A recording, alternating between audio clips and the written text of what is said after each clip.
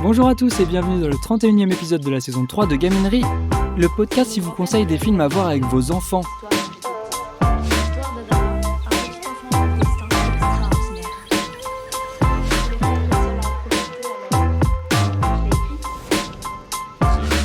Aujourd'hui on met sa crème solaire, on enfile un chèche et on part en plein Sahara.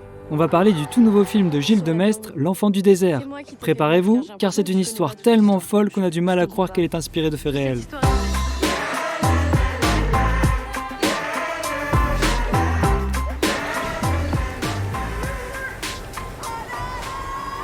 Ce film est donc la nouvelle grande épopée de Gilles Demestre. Après les lions, les loups et les jaguars, le réalisateur change de décor, mais garde la même recette magique. Une amitié extraordinaire entre un enfant et le monde sauvage. C'est un film qui voyage entre le conte et la légende, porté par une émotion qui touche toute la famille. On commence à bien connaître la méthode de Gilles Demestre. Sa signature absolue, c'est le vrai. Ici, pas d'animaux en image de synthèse. Pour filmer cette relation unique, il utilise la technique de l'imprégnation. Le jeune acteur et les animaux passent des mois, parfois des années ensemble avant le tournage pour créer un véritable lien de confiance. C'est un travail de patience infinie qui permet de capturer des moments d'intimité qu'aucun effet spécial hollywoodien ne pourrait imiter. J'ai eu la chance de voir le film avec mon fils de 4 ans, ma fille de 7 ans et mon fils de 13 ans. Les deux grands ont adoré. Mon petit dernier a un peu décroché à cause de moments un peu trop contemplatifs pour lui. Mais avant d'aller plus loin, de quoi ça parle ? Le film nous raconte l'histoire de Sun, une jeune fille qui part sur les traces d'une légende racontée par son grand-père. Elle découvre alors le destin d'Adara, un petit garçon nomade perdu dans le désert à l'âge de 2 ans lors d'une tempête de sable. Alors qu'il est condamné, Adara est recueilli par un groupe d'autruches. Il va vivre avec elles pendant 10 ans, apprenant leur langage et leurs coutumes, avant d'être retrouvé par les hommes. L'Enfant du désert est donc l'histoire de ce retour à la civilisation et du lien indéfectible qu'il garde avec sa famille de plumes. On a là un vrai grand film d'aventure, comme on n'en fait plus assez, avec du cœur et du sable entre les dents. Ce qui m'a littéralement scotché, c'est la relation entre l'enfant et les autruches. On pourrait croire que c'est un choix étrange, mais c'est bouleversant de vérité.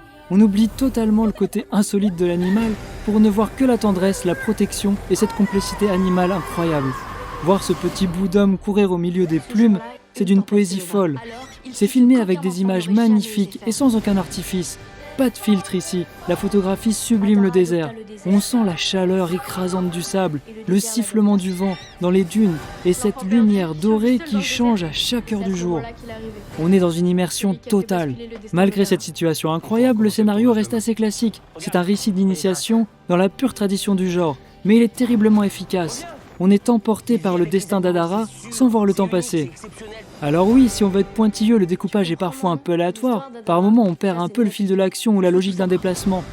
Mais attention, ce n'est pas de la maladresse gratuite, c'est le prix de l'authenticité. C'est directement lié aux contraintes extrêmes de tourner avec des animaux réels. Une autruche, ça ne suit pas un script à la lettre. Il faut savoir saisir l'instant, l'imprévu, et le montage doit parfois s'adapter à ce que la nature a bien voulu lui offrir. C'est ce qui donne donc au film ce côté vivant, que la 3D ne pourra jamais égaler. Mon seul vrai regret, c'est le jeu des acteurs secondaires qui est parfois vraiment en dessous des standards, face à l'incroyable présence du jeune Adara.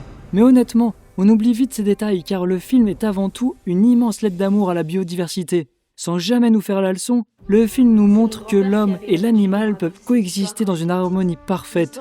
C'est un message d'espoir qui résonne fort.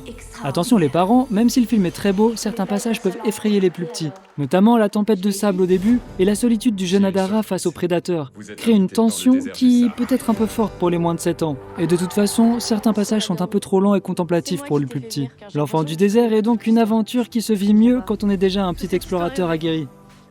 C'est un film généreux qui nous rappelle la beauté sauvage de notre planète. C'est une histoire de survie et d'amitié qui fait briller les yeux et donne envie de protéger la nature.